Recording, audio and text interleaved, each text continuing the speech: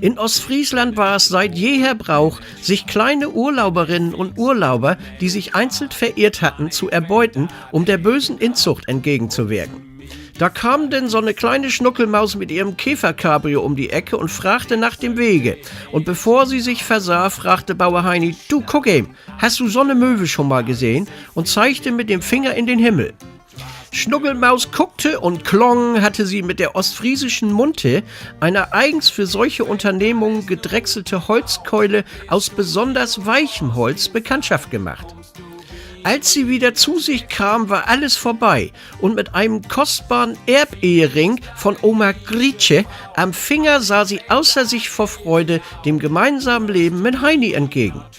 Ab und zu büchste mal eine aus und wenn sie auf der nächsten Polizeiwache erschien und den selbstverständlich ostfriesischen Beamten ihr Leid klagte, erntete sie nur lautes Gelächter und den Spruch: Tja Mädel, Pech hat.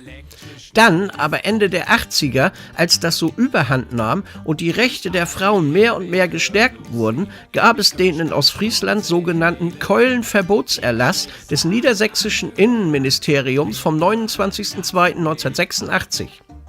Bei Zuwiderhandlung setzte es mindestens 8 Jahre Kerker in Graf Edzards Trutzburg in Marienhafe. Dazu hatten dann selbst die hartgesottenen Ostfriesen keine Lust und am 1.3.1986 mussten die Leute auf normalem Weg ihre Eroberung machen.